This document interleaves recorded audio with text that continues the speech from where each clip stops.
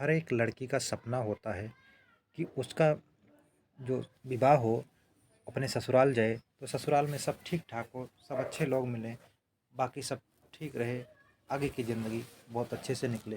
यही वो दुआ करती है परमात्मा से उस वक्त। और अपने ससुराल में सब कुछ हंसी खुशी भी थे, ये प्रार्थना करती है अपने ईश्वर से।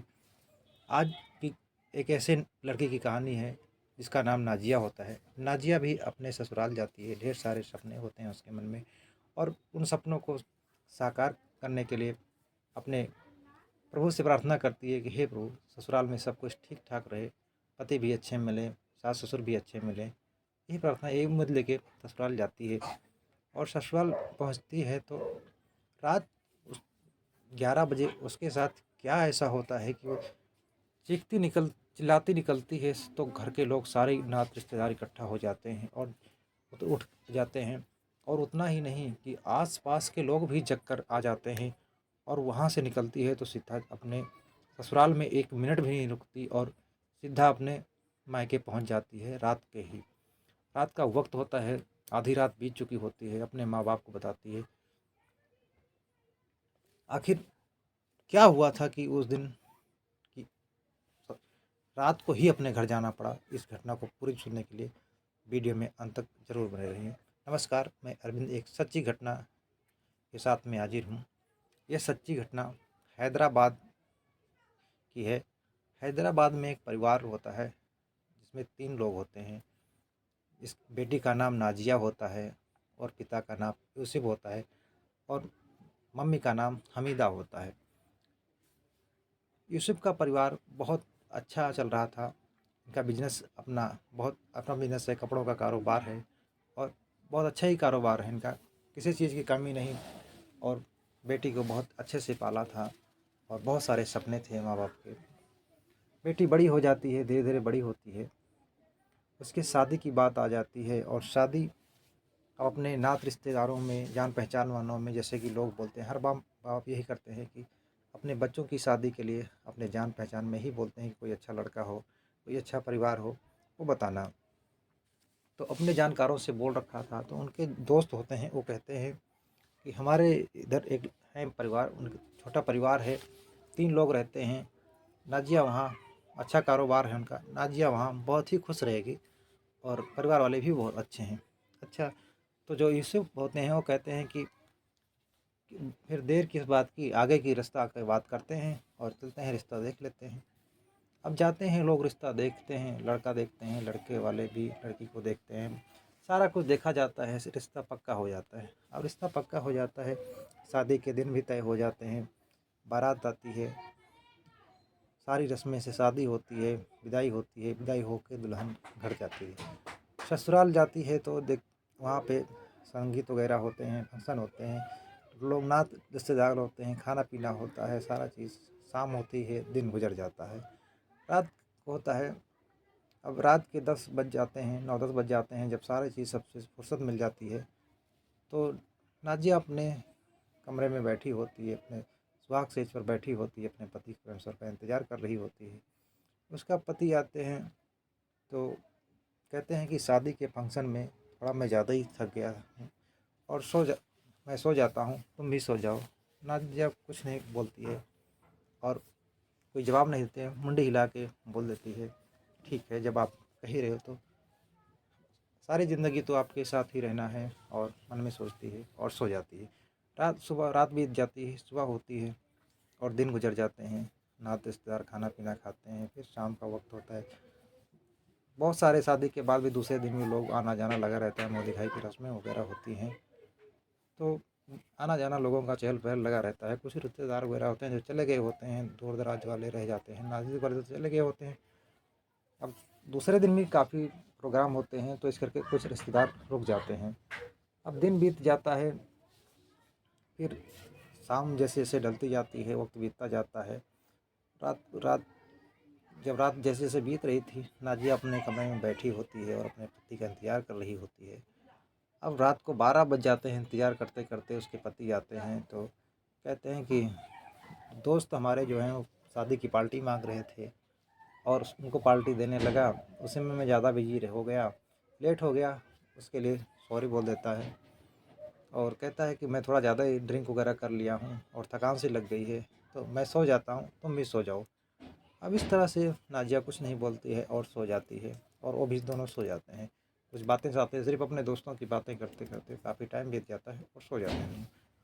अब सुबह होती है, रात बीत जाता है तो सुबह हो जाती है। सुबह भी नात रिश्तेदारों को अपना जो रुके होते हैं उनको खाना पीना होता रहता है, खाना पीना खिलाया पिलाया जाता है। दिन बीतता है, रात हो जाती है और उसके बाद में फिर नाजिया जो होती है अपने कमरे में बैठी अपने पति का इंतज़ार करती रहती है। तीसरी रात होती है और उसका पति आता है, वही कहता है कि मैं आज थक गया हूँ, मैं सो जाता हूँ, तुम भी सो जाओ। नाजिया कुछ नहीं बोलती है अपने मन ही मन और सो जाती है। अब इस तरह से 3 रातें बीत जाती हैं और सो जाते हैं दिन। सुबह होती है, अब नाजिया के बारी आता है अपने घर जाने की। अब लड़की की विदाई होती है ससुराल से, वो पहला पगफेरा होता है जो मायके जाती है। अब नाजिया के माता पिता आए होते हैं, नात रिश्तेदार कुछ लोग आए होते हैं कुछ, और लड़की विदा होके अपने मायके जाती है तो जो उसका पति होता है वो भी दोनों जाते हैं। अब वहाँ पहुँचते हैं, काफ़ी नात रिश्तेदार होते हैं, लोगों का आना जाना लगा रहता है कि भाई लड़की ससुराल से आई है, चलो उसको हाल खबर लेते हैं। उनकी सहेलियाँ वगैरह होती हैं, बहनें वगैरह होती हैं, तो नाजिया से पूछते हैं कि बताइए कि कैसा रहा ससुराल और कैसे रहे जीजू, मेरी फैमिली कैसी रही, कैसे कटे रातें और कैसे गुजरे दिन, ऐसे पूछी जाती। तो नाजिया इन बातों का जवाब हंस के टाल देती है और कुछ नहीं बोलती है। अब रात दिन बीत जाता है, अपना खाना पीना खा के लोग सोने का टाइम हो जाता है, तो रिश्तेदार काफ़ी होते हैं घर में, बच्चों का चहल पहल होता है। नाजिया अपने सहेलियों के साथ सो जाती है और उसका पति जो होता है दूल्हा, वो अपने दूसरे कमरे में उसको अलग बिछाया जाता है, वो सो जाता है। अब रात बीतती है, सुबह होता है, फिर लड़की की विदाई होती है। अब लड़की की विदाई होती है तो अपने पति पत्नी आते हैं घर।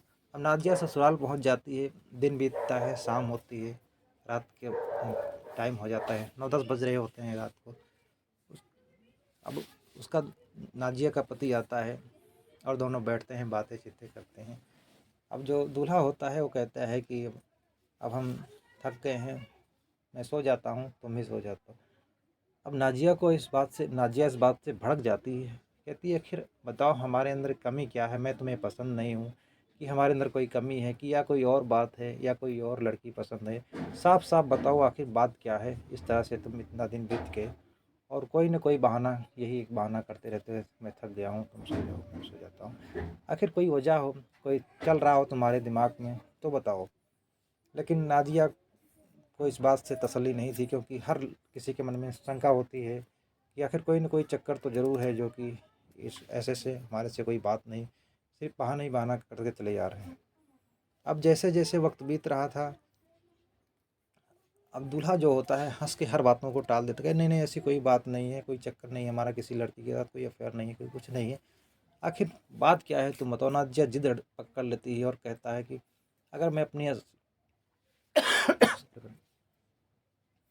अगर मैं अपनी बात सच्चाई बताऊं, मैं तुमसे कुछ बताने वाला हूं, अगर लेकिन जो उस बात को तुम जानोगी तो तुम हमें छोड़कर हमेशा हमेशा के लिए चली जाओगी। नाजिया कहती है कुछ भी हो तुम्हें बताना ही होगा। कहता है कि हमारी शादी, जो पहले भी हमारी एक शादी हुई थी, और जैसे ही हमारी पत्नी हमारी सच्चाई जानी वो हमें छोड़कर चली गई। नाजिया कहती है अगर बात रहने वाली होगी तो रहूँगी, अगर जाने वाली होगी तो जाऊँगी। अब नाजिया जिद पे आती, बात ज़ोरों पे बढ़ जाती है, वो भी ज़ोर से बोलता है, वो भी ज़ोर से बोलती है, इसमें कहा सुनी बात बढ़ती चली जाती है। कहता है कि हमारे अंदर ना ही तो मैं मर्द हूँ और ना ही मैं औरत हूँ, मैं एक हिजड़ा हूँ। अब नाजिया इस बातों को सुनकर मानो उनके दुखों का पहाड़ टूट पड़ा हो उसके दिल पे। अब वो उसको बहुत गुस्सा आता है और कहती है कि जब तुम्हें सब कुछ पता था तो तुम हमारी खुशियों को अपने पैरों तले क्यों रौंदा। हमारे इतने अरमान होते हैं शादी के लिए, हमारे माँ बाप, हमारे नात रिश्तेदार, कितने अरमान थे हमारे, कितने ही खुश थे हम शादी से, लेकिन तुम्हें जब पता था तो तुमने शादी क्यों की। अब इतना चिल्ला ज़ोर ज़ोर से चिल्लाने लगती है, इसी आवाज़ सुनकर घर वाले पूरे जाग उठते हैं और इकट्ठा हो जाते हैं, नात रिश्तेदार भी दौड़े दौड़े चले।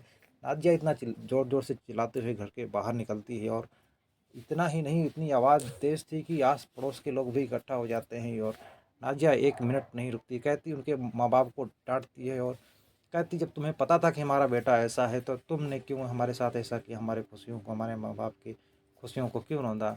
सिर्फ़ तुम पैसों के लिए हमारे माँ-बाप के से शादी करके अपने हमारी ज़िंदगी बर्बाद कर दी। वहाँ 1 मिनट नहीं रुकती और रात के टाइम करीब साढ़े 11-12 बज रहे थे, उसी टाइम वो अपना वहाँ से चली जाती है और अपने मायके पहुँच जाती है। मायके पहुँच जाती है तो अपने माँ-बाप को सारी बात बताती है, कहती मम्मी-पापा हमारे साथ बहुत बड़ा धोखा हुआ है। जिसके साथ हमारी शादी हुई वो ना ही मर्द है, ना ही औरत है, वो एक हिजड़ा है। और इस बात तभी नाज़िया के पापा को बहुत गुस्सा आता है। वो रात को उठते हैं और सीधा पुलिस स्टेशन चले जाते हैं। रात को ही एफआईआर दर्ज कराते हैं अपने नज़दीकी थाना में और कहते हैं कि हमारी बेटी की शादी इस यहाँ पे हुई थी, हमारी बेटी के साथ बहुत बड़ा धोखा हुआ है। उनके ससुराल वालों को पता था कि हमारा बेटा नपुंसक है, इस इसकी शादी नहीं हो सकती है, लेकिन फिर भी वो हमारी बेटी के साथ शादी की और हमारी धन दौलत के लिए हमारी बेटी की खुशियों को तबाह कर दिया और हमारे साथ बहुत बड़ी फ्रॉड हुई। पुलिस वाले रिपोर्ट लिखते हैं और कहते हैं कि आप घर जाइए, कल सुबह होने का इंतज़ार करिए, हम जो भी हो उनको सज़ा दिलाएंगे, जितनी भी कड़ी से कड़ी सज़ा दिलाने का आश्वासन दिया जाता है। तो दोस्तों इस तरह से लोग पढ़े हैं कि पैसे के लिए क्या कुछ नहीं कर देते हैं और अपने पैसे के लिए किसी की खुशियों से कोई मतलब नहीं है, सिर्फ पैसों के लिए। तो अगर दोस्तों घटना की जानकारी अच्छी लगी तो वीडियो को लाइक और चैनल को सब्सक्राइब करने वीडियो देखने के लिए बहुत बहुत धन्यवाद। जय हिंद।